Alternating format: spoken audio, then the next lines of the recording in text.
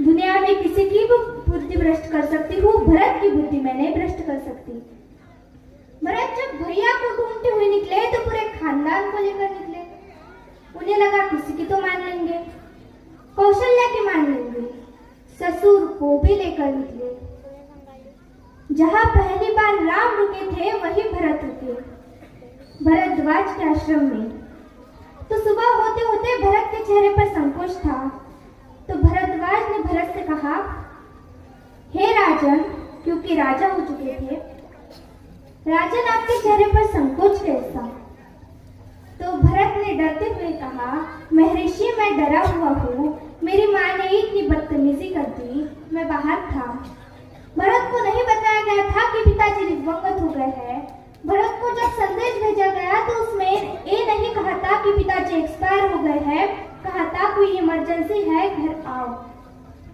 तो भरत जब आ रहे थे तो नंदीग्राम में इनके पूर्वजों का एक मंदिर था, जहाँ इनके पूर्वजों की प्रतिमाएं लगी हुई थी, मानवधाता की, दिलीप की, रघु की, अजय की, नहुष की। तो भरत वहां अपनी सेना के साथ पूर्वजों का पूजन करने के लिए रुके, पुरखों का। पुरोहित ने हाथ में थाली दी।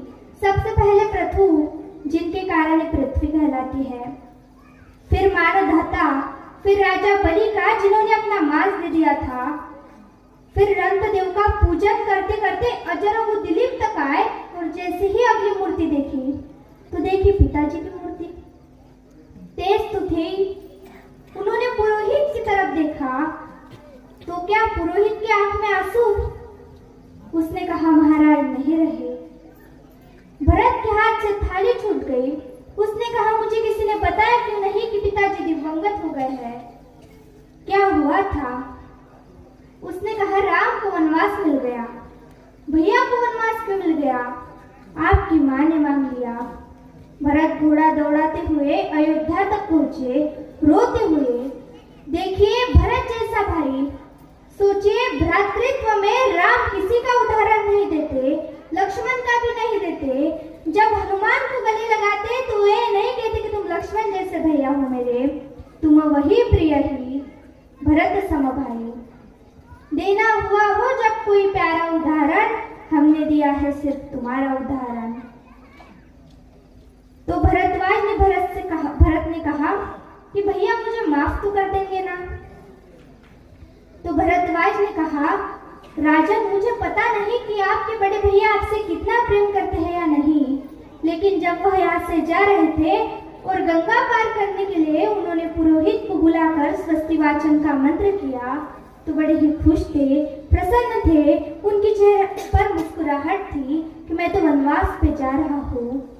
और जैसे ही पुरोहित ने हाथ में थाली दी और पुरोहित के मंत्र के बीच में निकला, जम्बूद्वीपे भरत खंडे, और जैसे ही भरत नाम सुना उनके हाथ से थाली छूट गई और वो नीचे गिर पड़े। हाय भरत चिल्लाने लगे, इतना प्रेम राम तुमसे करते हैं। राम करुणा से भरे हुए हैं, इसलिए करुणा निधि है। इसलिए कहती हूँ, इस कहानी से पॉलिटिक्स सीखिए, इस कहानी से स्ट्रेटेजी सीखिए, इस कहानी से ह्यूमन वैल्यूज सीखिए, फैमिली वैल्यूज सीखिए। और जो लोग राजनीति में काम करते हैं उनसे भी अनुरोध है कि सदा ही जनता की भावनाएं सत्य नहीं होती, नीति सत्य होती है। इस लोकतंत्र का पहला मानक बना राम ने, जिसने कहा कि सदा ही जनता सत्य नहीं होती, नीति सत्य होती है। अब मैं आपको इस बात को साबित करके बताऊंगी। राम जब जंगल जाने के लिए निकले तो हर आदमी दुखी था, हर आदमी उन्हें लौटाना चाहता था। अगर राम उस दिन लौट जाते तो सब खुश हो जाते, लेकिन राम ने जनमत का सम्मान नहीं किया, राम ने नीति का सम्मान किया। जब पहली बार चित्रकूट पहुंचे तो वन देवी उनका स्वागत करने के लिए आई। वन देवी ने कहा, महाराज आप मेरे यहाँ विश्राम करने आए हैं, मैं आपके लिए क्या कर सकती हूँ? तो क्या मांगा होगा राम ने, जरा सोचिए। राम ने कहा, हे वन देवी, बाकी सब तो ठीक है, निभा लेंगे, पर्णकुटी बना लेंगे, फल फूल खा लेंगे, बस जिस रास्ते से मैं आया हूँ उस रास्ते के काट हटा देना। तो वन देवी ने कहा, महाराज अब आप तो आ गए हैं, अब काट हटाओ ना हटाओ मुझसे क्या? तो इस पर राम ने जो उत्तर दिया वो आपकी आग भिगोने के लिए काफी है। राम ने कहा, हे वन देवी, मेरी तो कोई दिक्कत नहीं कि मेरे पैर में कांटे चुभ गए, लेकिन जब मुझे ढूंढता ढूंढता मेरा भाई भरत इस रास्ते से आएगा, उसे कांटे ही चुभने चाहिए। तो वन देवी ने कहा, यथाज्ञा पैठी महाराज। महाराज, आपने जो आज्ञा दी है वो तो मैं कर दूंगी, लेकिन मेरी एक छोटी सी जिज्ञासा है। क्या अयोध्या का राजा, अयोध्या की चतुरंगी सेनाओं का सेनापति, दशरथ का पुत्र, राम का छोटा भाई भरत इतना नाजुक है कि रास्ते से चलेगा तो उसके पैर में कांटे चुभ जाएंगे? राम ने कहा, नहीं नहीं, वो तो वज्र के समान है, उसकी छाती से टूटकर तो इंद्र का वज्र भी टूट जाता है, ये कांटे उसे परेशान नहीं करेंगे। तो वन देवी ने कहा, फिर क्यों हटा दूं?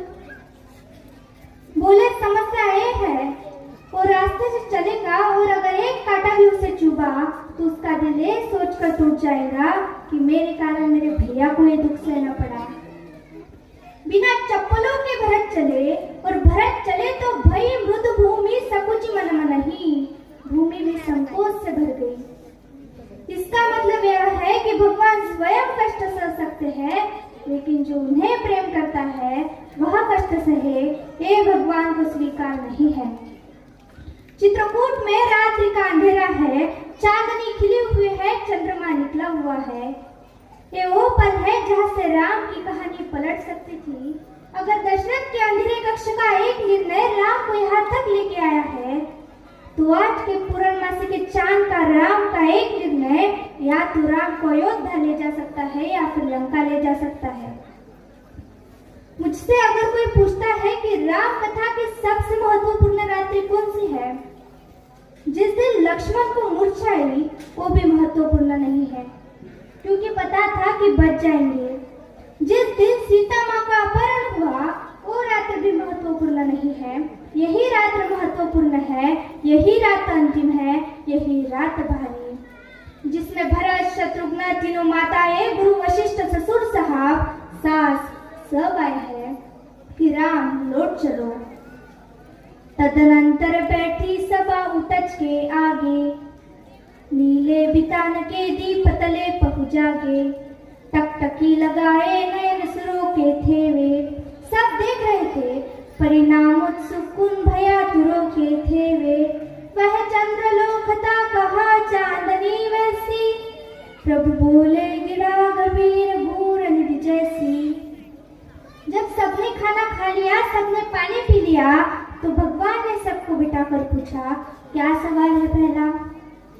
भरत जैसे आदमी से, हे भरत भद्र, अब कहो अभिप्सित अपना, बताओ बेटा, इतनी दूर चलकर आए हो, क्या चाहिए? सब सजग हो गए, भंग हुआ जो सपना। एक बात पूछी कि बेटा बताओ क्यों आए हो? तो क्या कहा भरत ने? हे आर्य रहा क्या भरत अभिप्सित भी? भैया मुझसे पूछते हैं कि मुझे क्या चाहिए? मुझे तो सब मिल गया भैया, इसी दिन के लिए तो मेरा जन्म हुआ था। पिताजी मर गए मेरे कारण, आप जंगल में बैठे हो मेरे कारण, सोने के आभूषण पहनने वाली मेरी भाभी एक वलकल पहने हुए हैं मेरे कारण, जिसके सिर पर अयोध्या का राज मुकुट होना चाहिए उसके सिर पर जटाजूट है मेरे कारण। हे आर्य रहा क्या भरत अभिप्सित भी, मिल गया अकंटक राज्य उसे जब तक भी, पाया तूने तरु तले अरण्य बसेरा, रह गया शेष तदपि क्या मेरा। और इसलिए मैं भरत से इतनी प्रभावित हूँ कि भरत इतिहास का अकेला पात्र है जिसकी कोई गलती नहीं, फिर भी प्रायश्चित कर रहा है। भरत की कोई गलती नहीं है, उनकी माँ की गलती है, फिर भी वह अकेले प्रायश्चित कर रहे हैं। और यहीं से राम का लोकतंत्र प्रारंभ होता है। कैसे पूरी अयोध्या सोचती है कि कहीं अपराधित है।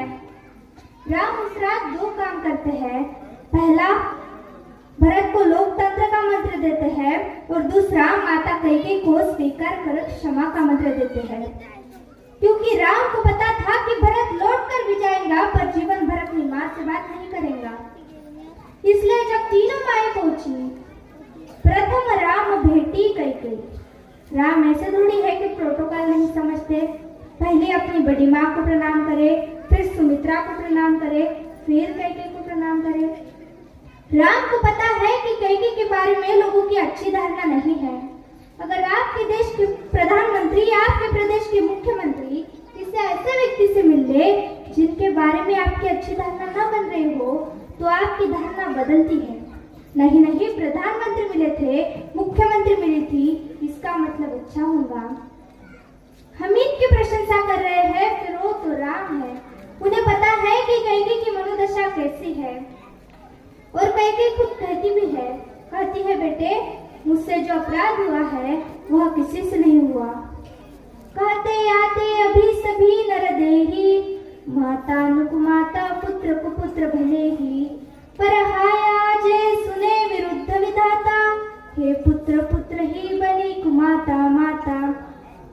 थूके मुझ पर त्रैलोक के भले ही थूके, जो कोई कह सके कहे क्यों चूके। लेकिन एक बात मांगती हूँ राम तेरे दरबार में, छीने न भरत का किंतु मात्र पद मुझसे। हे राम दुहाई करूं और क्या तुझसे। देखिए कैसा क्षण है, कैकेयी अपने बेटे को मांग रही है राम से कि बेटे तू सबको सब कुछ देता है, मुझे सिर्फ इतना दे दे, मुझे रानी मत रहने दे, जंगल में रहने दे, भरत की माँ बनी रख बस, इसी के लिए तो सब किया है। राम ने कहा, हे अम्ब ओ मेरी माँ, हे अम्ब तुम्हारा राम जानता है सब, इस कारण वह कुछ खेद मानता है कब। फिर कैकेयी ने याद दिलाया राम को कि याद है बेटा, जब तू छोटा था मेरा सपना देख के आ जाता था, कौशल्या से कहता था कि माँ मैंने छोटी माँ का सपना देखा, मुझे छोटी माँ के पास छोड़ दो। तुझे गोदी में लेकर कौशल्या मेरा दरवाजा खटखटाती थी। ओ कोयल, ये तेरा कोयल का बच्चा जाग गया है, रो रहा है तेरे लिए। होने पर बहुधा अर्धरात्रि अंधेरी, जी जी आकर करती पुकार थी मेरी। लो कुहुकुनी ओ कोयल, लो कुहुकुनी तेरा कुकरा मैं जागा, निज मंजली माँ का स्वप्न देखो तभागा। होने पर बहुधा अर्धरात्रि अंधेरी, राम ने क्या कहा, मैं वही राम तू वही कैकेयी मेरी, मैं वही राम तू वही कैकेयी मेरी। 100 बार धन्य वह एक लाल की माई, कौन 100 बार धन्य वह एक लाल की माई, जिस जननी ने है जना भरत सा भाई। पागल सी प्रभु के साथ सभा चिल्लाई, 100 बार धन्य वह एक लाल की माई, 100 बार धन्य वह एक लाल की माई। कौशल्या से लेकर जनक तक सबका बहुमत राम को लौटाने का था, लेकिन राम नीति के साथ रहे, जनमत की अपेक्षा नहीं की। भरत जैसा भाई पाना, लक्ष्मण जैसा भाई पाना कैसे कैसे चरित्र है भाई। एक भरत की पत्नी है मांडवी, उनका जिक्र नहीं होता। एक हमारी माँ और है उर्मिला, उनका जिक्र नहीं होता। मांडवी का कलेजा देखिए, उर्मिला का कलेजा देखिए। जब भरत ने आकर राज्य संभाल लिया, भाई की पादुकाएं सिंहासन पर रखकर, तो कौशल्या जाग रही थी। उसने देखा कि ऊपर कोई घूम रहा है, कोई छाया घूम रही है महल में। तो कौशल्या ने ऊपर जाकर देखा तो मांडवी घूम रही थी, भरत की पत्नी। उसने मांडवी से कहा, बेटी तू अभी तक सोई नहीं, जाग रही है। मांडवी ने कहा, हाँ माँ मैं जाग रही हूँ। भरत सो गया होगा बेटा, तू भी जाकर सो जा। मांडवी ने कहा, माँ वो तो यहाँ है ही नहीं, कहाँ गया? उन्होंने कहा है जब तक भैया जंगल में रहेंगे मैं महल में नहीं रहूंगा। तो फिर कहाँ गया? वो नंदीग्राम दिखता है ना वहाँ दूर, वहाँ उन्होंने कुटिया बना ली है, प्राइम मिनिस्टर ऑफिस वही बना लिया है, वही फाइल मंगाते हैं। कौशल्या ने कहा, बेटा तुझे नहीं ले गया? संकोच में पड़ी हुई मांडवी ने कहा, माँ मैंने तो कहा था कि मुझे ले चलिए, आप जंगल में कैसे रहेंगे अकेले, मैं सेवा कर दूंगी। लेकिन उन्होंने कहा, भाभी भैया के साथ चली गई है, तीनों माँओं को देखने के लिए कोई नहीं है, तुम यही रुको, उनकी जिम्मेदारी हम पर है। कौशल्या ने कहा, बेटा सो जा। मांडवी ने कहा, नहीं माँ, उनकी कुटिया दिख रही है, वहाँ भी दीपक जला हुआ है, इसका मतलब वह भी काम कर रहे हैं। एक बार वह दीपक मंगल हो जाए फिर मैं भी जाकर सो जाऊंगी। ऐसे हमारी मांडवी है। लोग भी कैसे कैसे है भाई छोड़िए, पत्नी छोड़िए, माता छोड़िए, पिता छोड़िए, मित्र छोड़िए, शत्रु भी कैसा भाई। इस कहानी का तो विलन भी कितना खूबसूरत है, कमाल का विलन है। उत्तम कुल पुलस्थ मुनि नाती, पुलस्थ मुनि का नाती है। भगवान शिव का अनन्य भक्त, दशग्रीव, 10 सिर नहीं है उसके। वो तो संबित है जो राम लीला में लगा देते हैं। 10 दिमागों के बराबर का एक टाइटल है, जिसके ऊपर 10 सिरों की कृपा चलती है, जो 10 काम एक साथ करता है, जो 10 तरह से सोचता है, उसका नाम दशानंद है। 10 सिर वाला है वो। 9 ग्रहों उसके चरणों में लेटे हुए हैं, शनि के ऊपर तो पैर रखे हुए हैं, फिर भी राम से हार गया। कारण बताती हूँ क्यों हार गया। राम इच्छाओं से मुक्त है, रावण इच्छाओं के पाश में बंधा हुआ है। राम मनुष्यता पर राज्य करते हैं, रावण मनुष्य पर राज्य करता है। आपको पता है जब भगवान ने युद्ध शुरू किया तो पूजा की। राम ने जामवंत से कहा, जामवंत सबसे सीनियर है, वो भी ब्रह्मा जी के पोते हैं, रावण के दादाजी के दोस्त है पुलस्थ मुनि के। तो राम ने जामवंत से कहा कि प्रभु महाराज जामवंत जी, मैं युद्ध करने जा रहा हूँ, तो उससे पहले मैं पूजा करना चाहता हूँ। जामवंत ने कहा, करिए महाराज। तो बोले, मेरे आराध्य तो शंकर है, शंकर राम की पूजा करते हैं और राम शंकर की पूजा करते हैं। इस कहानी से बड़ा समन्वय किसी का नहीं हो सकता। तो जामवंत ने कहा, पूजा कर लीजिए महाराज। तो बोले, मुझे एक ऐसा पंडित चाहिए जो शैव हो, शिव को मानने वाला, और मैं वैष्णव हूँ तो वैष्णव भी। तो जामवंत ने कहा, पूजा कर लीजिए महाराज, लेकिन इस युद्ध के क्षेत्र में ऐसा पंडित कहाँ मिलेगा। तो राम ने कहा, पूजा कैसे होगी फिर। तो जामवंत ने कहा, एक पंडित मेरे ध्यान में है, लेकिन वो आपका पुरोहित बनेगा नहीं। बोले, कौन। पुलस्थ मुनि का नाती महारथी रावण, उससे करा लीजिए। तो राम ने कहा, आप एक बार पूछ कर तो आइए, अगर महापंडित रावण आज्ञा दे दे यज्ञ के लिए तो मैं कर लूं। रावण को पता चला कि जामवंत बुलाने आए हैं। उसने सभी से कह दिया, जैसे ही दादा जामवंत आए कोई उनसे प्रश्न ना करे, उन्हें सिर्फ महल का मार्ग दिखा दे, सब पैर छुए जामवंत जी के। रावण किले के द्वार पर आया। उसने कहा, पितामह, मैं धन्य हुआ कि आप पधारे। जामवंत ने कहा, मैं बहुत प्रसन्न हुआ तुम्हारी अतिथि सेवा देखकर। बिठाया, पूछा कैसे आए। जामवंत ने कहा, मैं एक इच्छा लेकर तुम्हारे पास आया हूँ। मेरे साथ 2 यजमान हैं, वे दोनों युद्ध शुरू करने के लिए पूजा करना चाहते हैं, क्या तुम उनका पुरोहित बन सकोगे। तो रावण ने कहा, जहाँ तक मुझे सूचना है, आपके दोनों यजमान अयोध्या के निर्वासित राजकुमार राम और लक्ष्मण तो नहीं है। जामवंत ने कहा, हाँ दशाधीश, वे ही दोनों हैं, क्या आप स्वीकार करेंगे। उसने हाँ ना नहीं करी, फिर बोला, क्या उनकी यज्ञ का उद्देश्य लंका विजय है। जामवंत ने कहा, हाँ, उनका यही उद्देश्य है, क्या आप स्वीकार करेंगे। रावण ने कहा, मैं तो सिर्फ जिज्ञासा के लिए पूछ रहा था बस, अन्यथा द्वार पर कोई किसी पंडित से यज्ञ के लिए पूछे तो अस्वीकार करना उसका धर्म ही नहीं है। मैं आपके साथ चलूंगा और उनका यज्ञ करवाऊंगा। जामवंत ने कहा, क्या मुहूर्त निकला फिर। उसने 9 ग्रह को बुलाया, वो तो अपने ही हाथ में था। तू इधर बैठ, तू इधर बैठ, तू इधर बैठ, तू मिनिस्टर्स है, तू फुल कैबिनेट। बता कितने बजे का मुहूर्त है। जिस सुबह 5:30 बजे ब्रह्म मुहूर्त, जिसमें हम पैदा हुए हैं। तो रावण ने कहा, 5:30 बजे का मुहूर्त है, मैं 5 बजे आ जाऊंगा। जामवंत ने कहा, आचार्य हो गए अब तो रावण। आचार्य, पूजा के लिए क्या क्या सामग्री लाऊं, क्या व्यवस्था करनी है।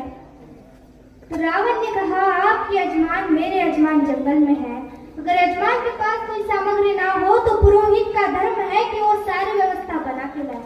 मैं सारी व्यवस्था बना के लाऊंगा। सुबह यही हुआ, शिवलिंग की स्थापना हुई। पालुका की मिट्टी से एक विशेष विग्रह बनाया राम ने अपने ओजस्वी हाथों से। राम अजानुभाव है, घुटने तक हाथ आते हैं उनके। ये पुरुषोत्तम का लक्षण है। महाराणा कुंभा वो भी अजानुभाव थे। कभी कुंभलगढ़ के किले में जाइए, 3 फीट का ऊंचा शिवलिंग है। वह अपने ही हाथों से रुद्राभिषेक करते थे बिना ऊपर चढ़े। वे भी सूर्यवंशी थे। राम अजानुभाव है। धोती पहने हुए, तिलक लगाए हुए तेजस्वी रावण पहुंचा। राम और लक्ष्मण ने खड़े होकर अपने पुरोहित को प्रणाम किया। राम ने कहा, आचार्य, मैं दशरथ का पुत्र राम अपने छोटे भाई लक्ष्मण के साथ आपको प्रणाम करता हूँ। दोनों ने पैर छुए रावण के और कहा कि आचार्य आसन ग्रहण कीजिए। आचार्य ने पूजन प्रारंभ किया। अब एक की पत्नी कहां से आई? इंद्रजीत से कहा रावण ने कि बेटा इंद्रजीत, यजमान की पत्नी को उनके पार्श्व में स्थापित करो। अपहरण गई हुई माँ जगत जननी भरतेश्वरी पार्श्व में बैठी। पूजन प्रारंभ हुआ। आचार्य ने पूजन संपन्न होने के बाद अपने यजमान को आशीर्वाद दिया। मैं आशीर्वाद देता हूँ कि आपने जो यज्ञ किया है वो आपका सारे देवताएं मिलकर वो आपका संकल्प पूर्ण करे। मैं आशीर्वाद देता हूँ। जब चलने लगे तो राम ने जामवंत से कहा, आचार्य से, आचार्य दक्षिणा। आचार्य हंसा और बोला कि त्रैलोक्य की संपदा आपके आचार्य के पास है, कुबेर का रथ आपके आचार्य के पास है, ऐसे में मेरा वनवास यजमान मुझे क्या दक्षिणा देगा? तो राम ने कहा, मैं रघुवंशी हूँ, बिना दक्षिणा के पूजन कराना मेरे लिए निष्फल हो जाएगा। आप दक्षिणा तो मांगिए। तो रावण ने जो दक्षिणा मांगी उससे रावण को भी राम की तरफ से प्रेम भेजा जा सकता है। रावण ने कहा, मेरी दक्षिणा यही है कि जब आपके आचार्य का अंतिम समय आए तो मेरे दोनों यजमान मेरे सामने खड़े रहे। राम और रावण में एक ही अंतर है। आप ढूंढ लेना आपके अंदर राम है या रावण है। राम के पास जो है वो पर्याप्त है और रावण को जो प्राप्त है वो पर्याप्त नहीं है।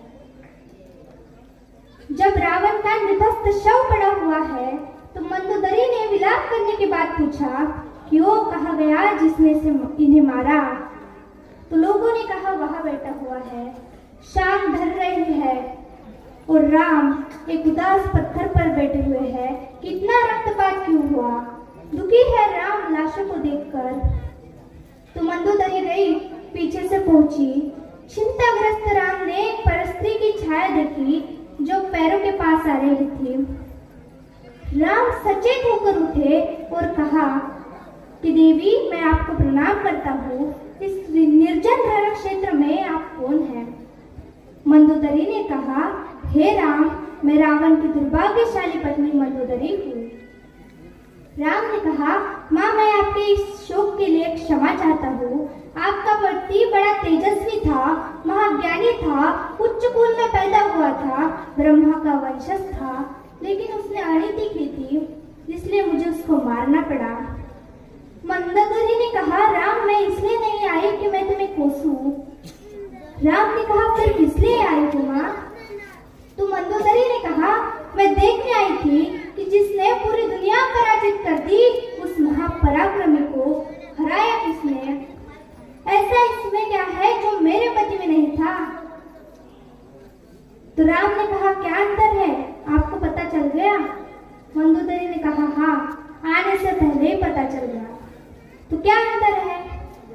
मंदोदरी ने कहा, राम एक मेरा पति था जो मेरे जैसे सुदर्शना होते हुए भी तेरी पत्नी चाहता था, और एक तू है कि पीठ पर सभी परस्त्री की छाया पड़ी तो उठकर खड़ा हो गया। ये उसमें और तुझ में अंतर है। आता वेड्याभावी इथेच थांबते आणि तुम्हाला सर्वांना एक विनंती करते, अन्नदाते इथे अन्नदान करतात आणि आपण सगळे आपल्या पत्रवाड्या इथेच तसंच टाकून देतो। त्यामध्ये अन्न वाया धाडतो. कृपया ते करू नका. एवढाच आशावाद व्यक्त करते आणि माझ्या वाणीला पूर्णविराम देते. यानंतर ईश्वरीला सुद्धा बोलायचे आहे.